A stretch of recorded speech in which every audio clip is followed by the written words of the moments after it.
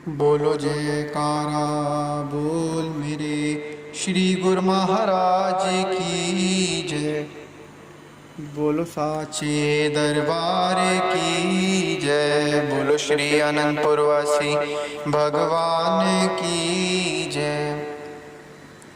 सौभाग्यशाली गुरुमुख सज्जन मंडली, इसी प्रकार अपने मन एवं चित्त की समस्त वृत्तियों को एकाग्र रखते हुए अपना ध्यान सम्मुख विराजमान श्री श्री 108 श्री सद्गुरुदेव दाता दयाल जी महाराज जी की ओर लगाते हुए और अपनी मुख रसना को पवित्र करने हेतु एक बार ऊंची और मीठे स्वर में बोलिए जयकारा बोल मेरे श्री गुरु महाराज की जय।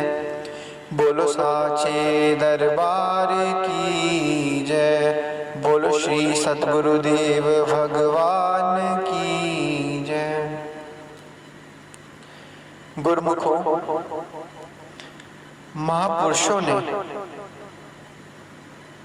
इस मानुष जन्म के बारे में बताया है कि 84 लाख योनियों के बाद एक मानुष जन्म ही ऐसा है जिसमें इंसान परमात्मा की भक्ति कर सकता है और इस भव सागर से पार हो सकता है।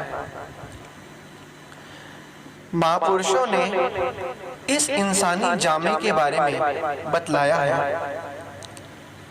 एक बार की बात है, एक ही जगह पर 3 अलग इंसान पत्थर तोड़ने का काम कर रहे थे। वहां से गुजर रहे एक संत ने पहले वाले इंसान से पूछा, क्या कर रहे हो?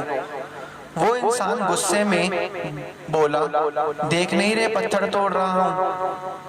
फिर संत ने दूसरे इंसान से पूछा तो वो थोड़ा उदास और मुंह बनाकर बोला कि बस लगे हुए हैं रोजी रोटी कमाने में। और फिर तीसरे इंसान के पास गए जो मालिक की मौज मस्त होकर मालिक के शब्द गुनगुनाकर पत्थर तोड़ रहा था। और जब संत ने उससे पूछा कि वो बड़े सादगी भरे शब्दों में बोला कि मैं जिम्मेदारी और मकसद दोनों के साथ निभा रहा हूँ। अब सोचो, तीनों एक ही जगह पर एक ही काम कर रहे हैं, लेकिन तीनों की अलग अलग प्रतिक्रिया और जवाब हैं और तीनों का काम करने का अलग अलग नजरिया है। वैसे ही संसार भी इन तीनों किस्म के जीवों से भरा हुआ है। एक पहले किस्म के जीव हैं जो हमेशा सिर्फ क्रोध और आवेश की अग्नि में रहते हुए सिर्फ संसारी काम धंधों में उलझे ही रहते हैं। ऐसे जीवों को मालिक और उनके प्यारों की बातें अच्छी नहीं लगती। ऐसे जीव रोज कमाई करते और रोज पेट भर कर जानवरों की प्रवृत्ति जैसे जीवन काटकर इस दुनिया से चले जाते हैं। संसार ऐसे लोगों से भरा हुआ है। ऐसे लोगों का इस धरती से जाना धरती पर कुछ बोझ काम होने जैसा है। दूसरे वह जीव जो हमेशा रोते ही रहते हैं, हमेशा मुंह बनाते रहते हैं, कितना भी मिल जाए, चाहे जरूरत से ज्यादा भी मिल जाए, हमेशा यही सुनाते रहते हैं कि बस रोजी चल रही है। यह कभी संतुष्ट नहीं होते, सिर्फ इकट्ठे करने में लगे हुए होते हैं। ऐसे लोग मालिक और उनके प्यारों के वचन और सत्संग तो सुनते हैं, लेकिन सिर्फ सुनते ही हैं, अमल नहीं करते। उनका पूरा ध्यान सिर्फ माया इकट्ठी करने में लगा होता है।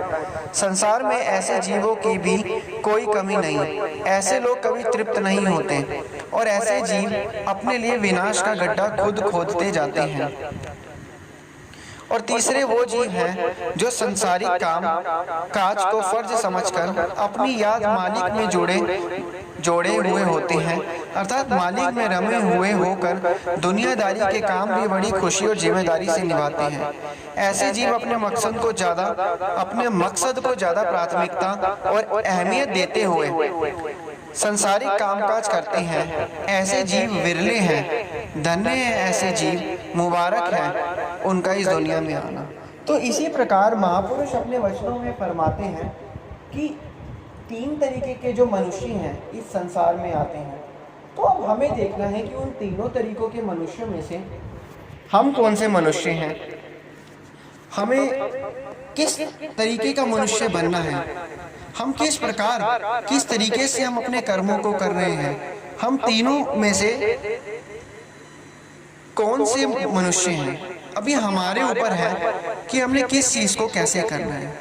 इसी प्रकार महापुरुष अपने वचनों में फरमाते हैं कि हमें जो तीसरे तरीके का मनुष्य है, जो संसार के काम भी करता है और अपनी याद को, अपने मन को श्री सद्गुरुदेव दाता दयाल जी महाराज जी के चरणों में लगा के रखता है, वो हमेशा खुश रहता है, उसका लोक भी सुखी होता है और परलोक भी सुहेला होता है, और वो इस संसार में भक्ति भी करता है और एक आनंद को प्राप्त करता रहता है। बोलो जयकारा बोल मेरे श्री गुरु महाराज की जय, बोलो साचे दरबार की जय, बोलो श्री अनंतपुर वासी भगवान की